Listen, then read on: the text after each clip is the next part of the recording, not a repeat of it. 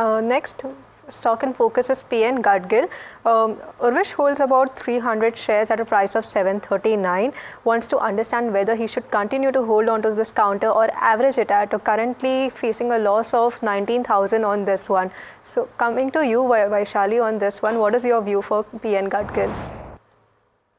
So is it 672? The cost is 672? The cost is 739.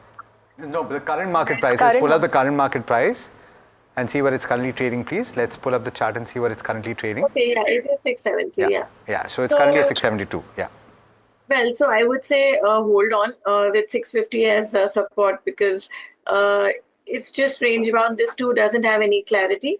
Hold on with 650 as support unless and until the stock moves above 710, 720, there isn't much to say. Okay, there isn't much to say on PN Gadgil. The stock is down about 2.7% at this juncture. Sanju is calling us from Gujarat. Sanju, thanks so much for calling us. How can we help you? Yeah, good morning. I'm Sanjay from Surat. Yeah, good morning. Good morning, Sanju. Please go ahead. Very good morning. Yeah, I am holding Biocon 900 quantity at the rate of 150. Okay.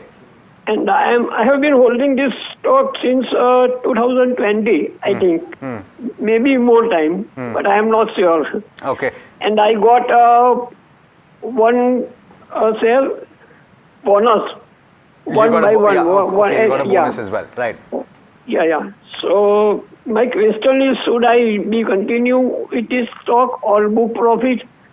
And if I hold it for more 12 to 15 months, what kind of appreciation should I expect? Okay. But you bought it based on the fundamentals, right? You bought it for the long term, right, Sanju? Yeah. As per my knowledge, this company is in the pharma and research. Pharma research, yeah. Okay, so Samir, let me go to you since he's been holding since at least 2020 in his opinion, and he's got a very attractive price. Would you continue to hold, and what are the prospects on the fundamentals over the next 12 to 15 months? So I do believe the fundamentals are quite strong, right?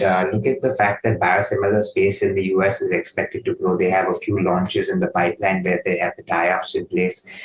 So once those launches start taking place in the US, you will see good growth in the top line and profitability. This business has a very strong operating leverage, but it works on both sides, positive and negative. So if something doesn't work out, it works negatively. But we believe that the opportunity for biosimilars is quite large in the US. They are in the right space. The stock has actually been kind of a underperformer if you really look at it over the maybe 1 year or so. Yes, from the longer term perspective, it's done well, but in the last 1 year, it's not been one of the high return generating stocks. But the way I look at it is the next 2 to 3 years will be very positive for the stock. Earnings are expensive. I mean, valuations are expensive, but like I said, earnings are going to catch up. So I would stay invested in the stock. Okay, stay invested in Biocon. Now, next we have a caller joining us. This is Jay More from Kolkata. Hi, Jay. How can we help you on the show today? Yeah, ma'am. I have a query on UPL. I am holding it for last 1.5 years. I purchased it at 700 rupees, and since then there was one-time adjustment in the balance sheet, and since then the stock has gone down to somewhere at 450. And now it is trading at 550. So whether we should hold it or sell it for the, I'm having the horizon for the next 1 year.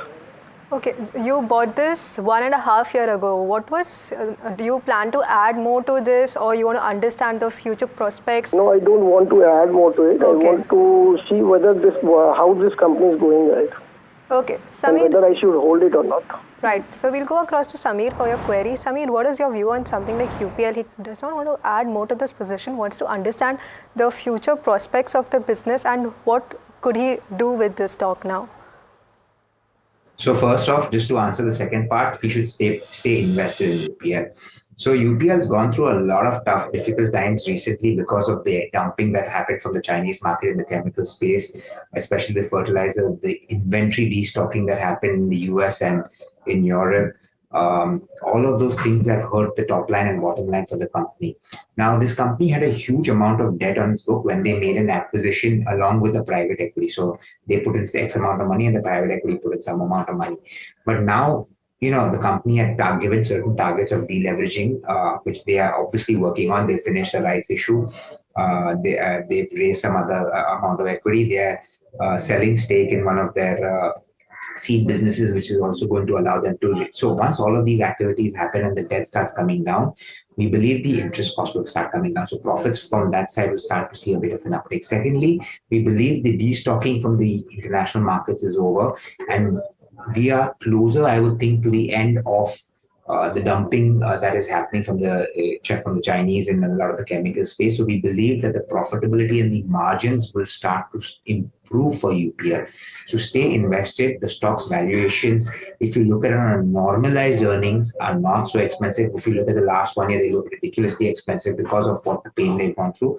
But if you take a slightly longer term, if you look at the last 4 years, 5 years, and if you assume those margins can return, which we believe will happen, then the stock is quite attractively priced, and the stock could probably run up to 800 over the next 2 years.